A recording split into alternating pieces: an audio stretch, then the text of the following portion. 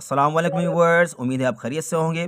देखें, इस जॉब्स में काफ़ी कैंडिडेट्स हैं वो कन्फ्यूजन का शिकार है। ये जो जॉब्स है ये है school education and literacy department, government of Sindh की तरफ से है, ठीक है।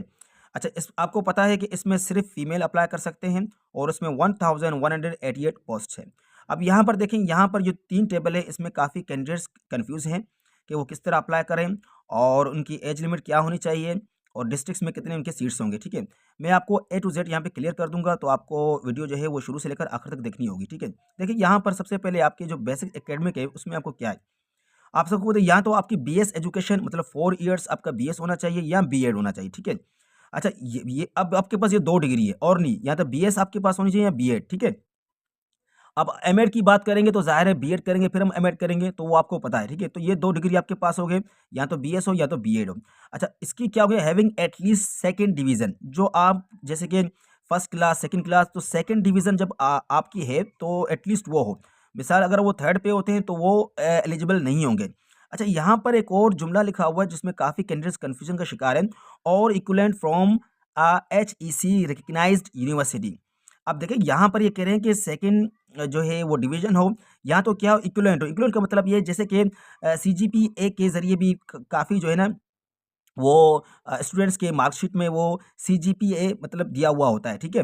जैसे कि कुछ में सेकंड डिवीज़न होता है, तो अब सेकंड डिवीज़न जो इक्वल होगा, सीजीपीए कितना होगा? तो ज़ाहिर है 2.0, 2.1, 2.3 इस तरह का वो इक्विवेलेंट होगा। तो यहाँ पे वो वही बात हो रही है, ठीक है? तो इसमें ये आपको कन्फ्यूज़ हो रहे हैं, तो यहाँ पर रिज़ल्ट की बात की जा रही है, ठीक है? यहाँ तो आपके पास सेकंड डिवीज़न हो, किसी मार्कशीट में सेकंड डिवीज़न लिखा होता है और किसी में आपको पता है सीजीपीए दिया हुआ होता है, तो वो वही यहाँ पे बताना चाह रहे हैं, ठीक है? तो इसमें कन्फ्यूज़ नहीं होना है।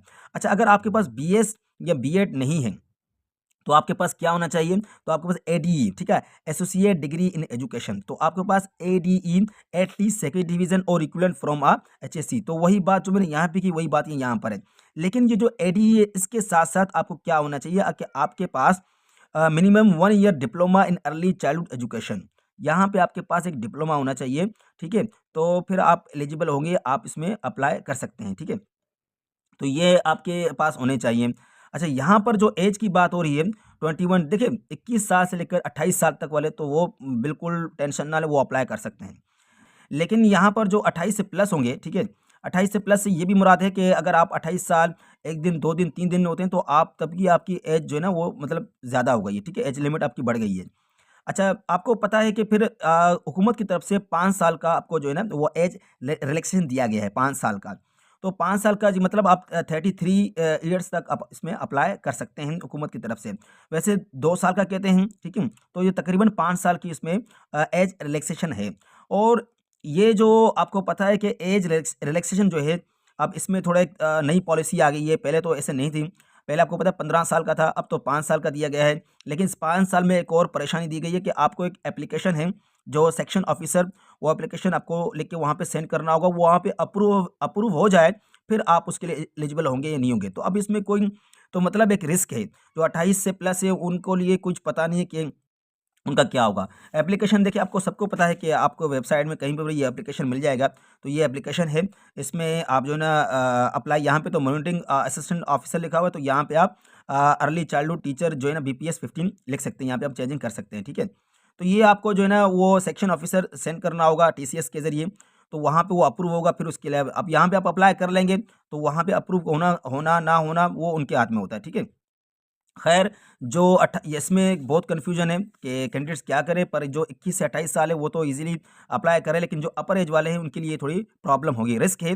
लेकिन 1500 है, 1500 मैं समझता हूँ बिल्कुल वाक़ई गरीब के लिए ज़्यादा है, लेकिन एक आपकी फ्यूचर है, तो ये एक रिस्क है, ज़िंदगी व बिल्कुल एक रिस्क है, तो आप बिल्कुल अप्लाई करें। अगर आप 33 इयर्स आपकी एज तक है तो आप अप्लाई करें, तो अच्छा उम्मीद रखें, अल्लाह पाक इस पे ज़रूर बेहतर करेगा, तो उम्मीद अच्छी होनी चाहिए। तो अप्लाई कर लें, बेहतर है। मैं तो ये कह रहा हूँ आप अप्लाई कर लें। अच्छा, इसमें आपको देखें, जब ये यहाँ पर ये डोमिसाइल देखें, देखें इसमें आपको एक बात बताऊँ, जितने भी आपके डिस्ट्रिक्ट्स हैं, तो ता उसमें आपको चेक करने होंगे कि आपके डिस्ट्रिक्ट्स में या आपके तालुका में, ख़ास तौर पर तालुका देखें, तालुका में आपके वहाँ पर आपका जो है पोस्ट है या नहीं है।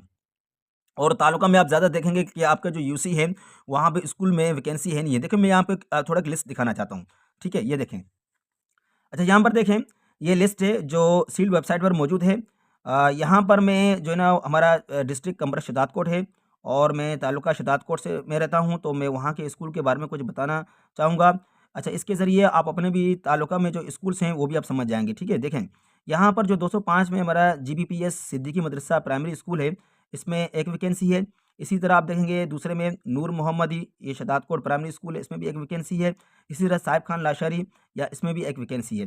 लेकिन यहाँ पर आप देखेंगे टीओ शहदादकोट मेल प्राइमरी, इसमें 9 वैकेंसी है। मतलब ये जो टीओ शहदादकोट है, तालुका एजुकेशन ऑफिसर, जब आप पास हो जाएँगे तो ये आपको किसी न किसी जो है ना स्कूल में जहाँ वैकेंसी होगी तो वहाँ वहाँ पे आपको रखेंगे, ठीक है?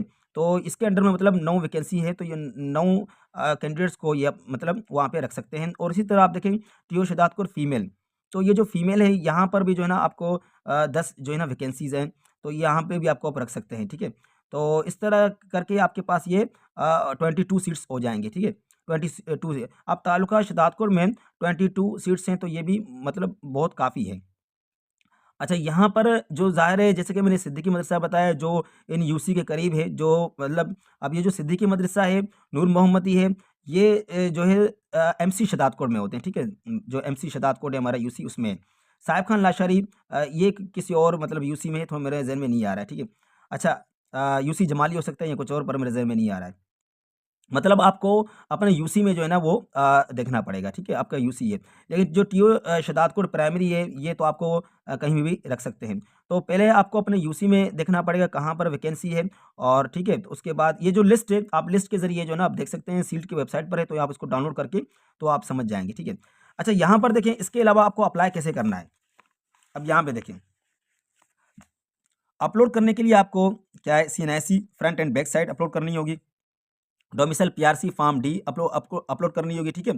वन रीसेट फोटोग्राफ आपको अपलोड करनी पड़ेगी, और ऑल एकेडमिक डॉक्यूमेंट्स, देखिए, ठीक है, जो आपके मैट्रिक, इंटर जो भी आपने किया है, उसके जो डॉक्यूमेंट्स है आपको वो अपलोड करने पड़ेंगे। ज़ाहिर है आप स्कैन करके फिर इनको अपलोड करेंगे, या तो आप किसी कंप्यूटर वाले के पास जाएँ, वो आपको करके देगा, या तो फिर आप घर में भी जो स्कैनर है उसके ज़रिए भी आप कर सकते हैं। उसके बाद आपके लिए एक चालान जनरेट होगा, वो चालान आप प्रिंट करवा के वो आप जो है ना किसी भी बैंक में जो लिखा हुआ है, जो यहाँ पर जो लिखे हुए हैं, तो इसकी इसी के हिसाब से आप जाके वहाँ पर चालान अपना फिल करवा दें, ठीक है?